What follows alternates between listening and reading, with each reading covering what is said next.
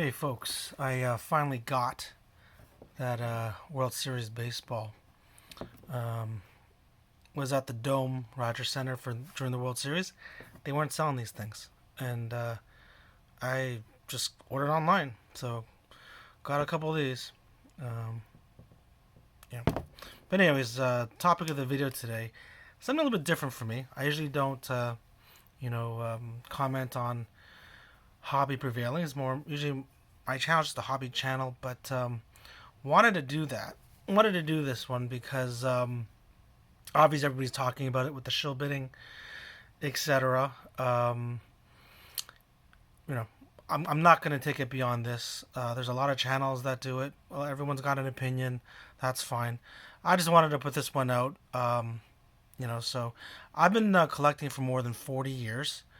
Um, I was actually collecting even before grading was a thing, at least in the sports card world.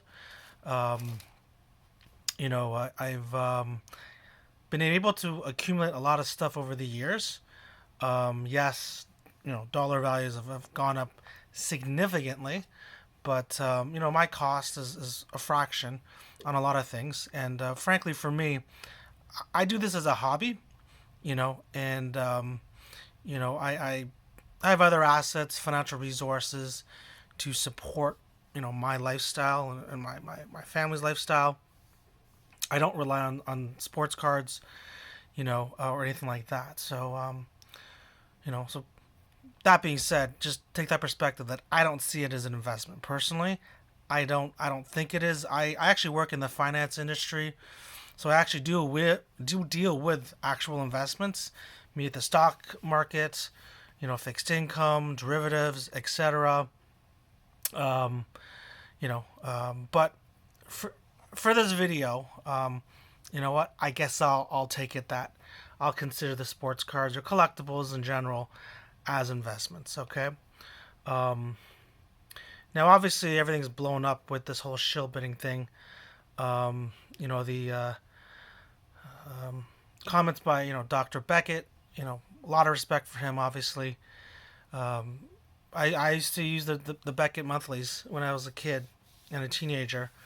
Um, and he mentioned some things, and everyone's obviously grilling him on it. Shill bidding obviously is it's not a good thing, right?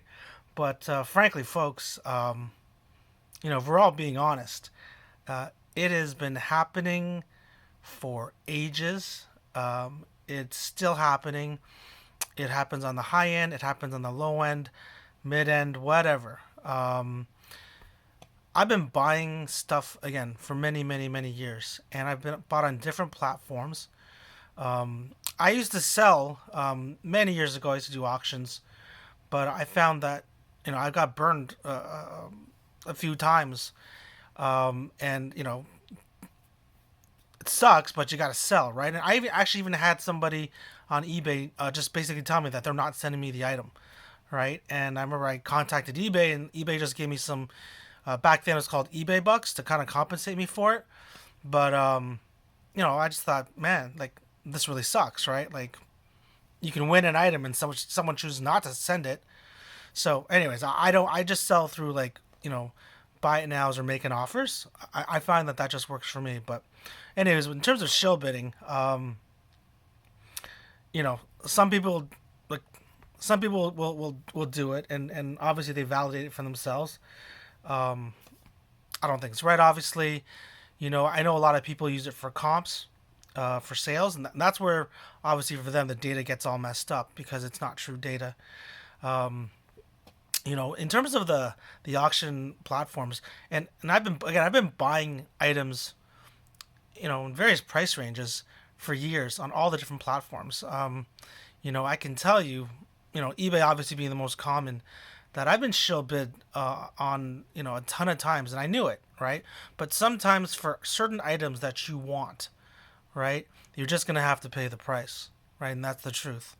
Um, you know, in terms of with the YouTube community, I know certain people are heavily condemning it. There's it's just funny. There's people who I'm not saying it's right, but it happens, right? It's not something that is new. If you're new to collecting, sorry, most likely if you've been shill bid on. That's just the reality of it. Trimming obviously is another thing.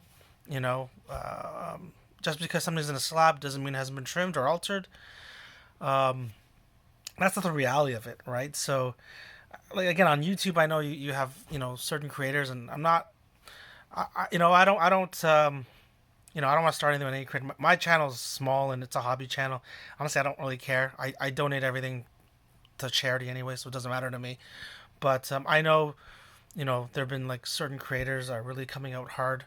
Um, and that's fine. But at the same time, if you are really going to be buying and collecting in this market, or let's be honest, a lot of people aren't even collecting nowadays. They're just flipping it. It's a business for them, right?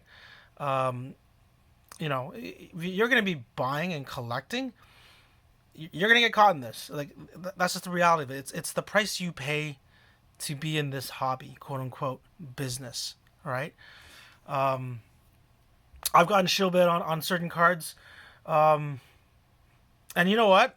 It's kind of funny because I've held on to them for like 10, 15 years. And yeah, right now they're worth way more than what I got, shill bid on, quote unquote, the price I paid. But whatever. I wanted it and it was the only way for me to get it, and that's it, right? So um, that's sometimes how it goes, unfortunately, with this hobby slash business.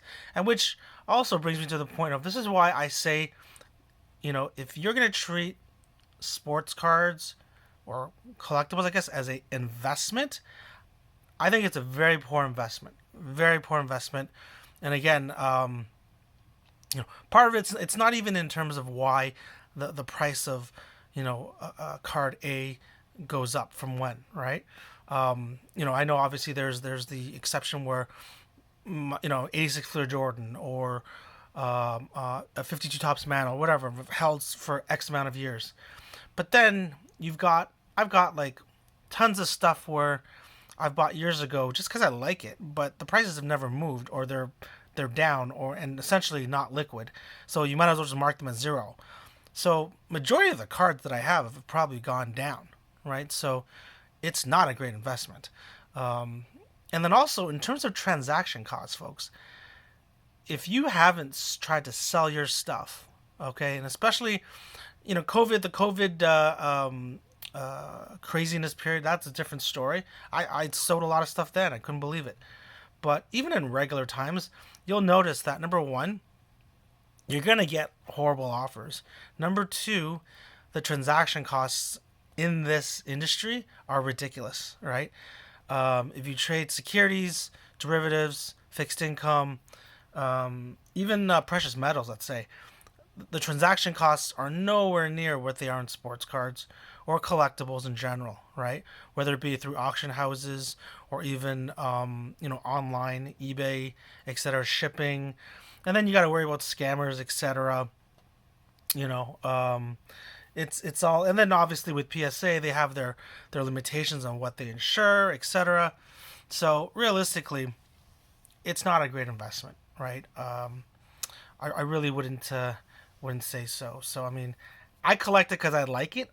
I mark the in my mind. I mark it at zero. Frankly, if you're doing this as an investment, quite frankly, I say go put together a nice investment portfolio. Get some ETFs, etc. Some maybe some commodities, etc. But and it's not investment advice, but I can say like collectibles, they're just horrible, right? Like if you need to sell this stuff to put food on the table, I just it's not reliable, right? It really isn't. And then in terms of the hobby, and I've been involved in this hobby for a long time. The people that I've always read about that made money, very rarely do you hear about the actual collectors. Okay, it's usually guys like is it Joe Orlando? What's his name? Not Turner now. But it's because they bought the grading companies or the infrastructure, and they're like selling us the picks and shovels, right, or the cards, right?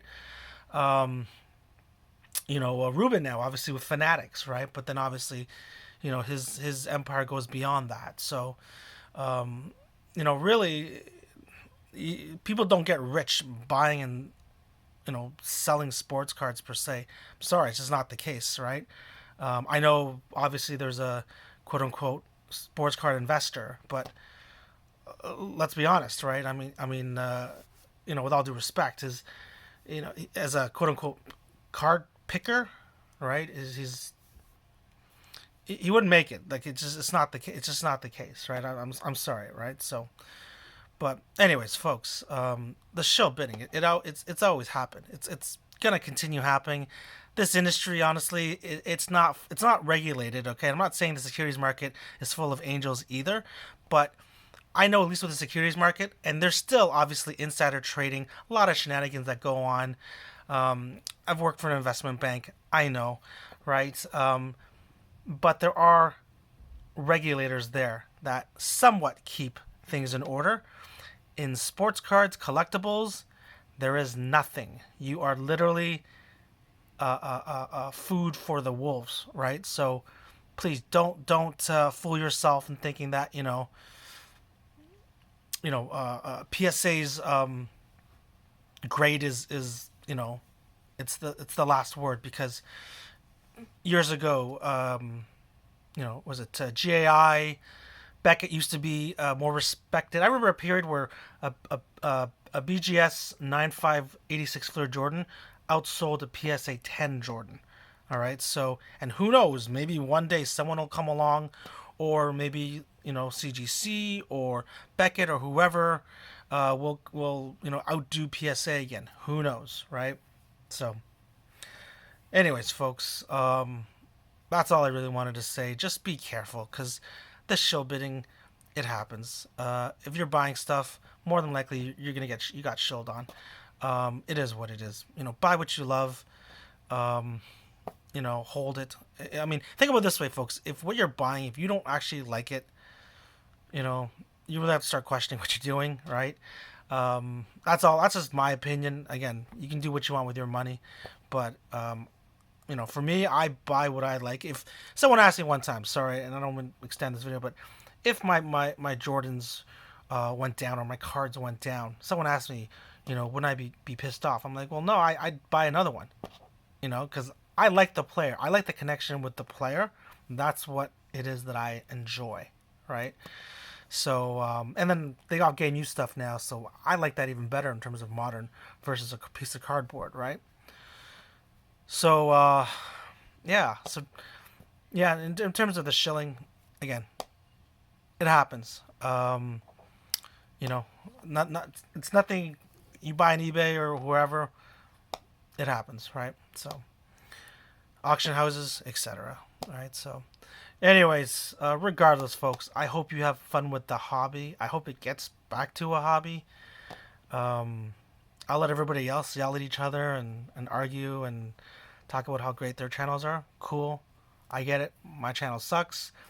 Bad quality, whatever. I just enjoy what I do. I hope you enjoy what you do. Thanks for watching. Have a nice day.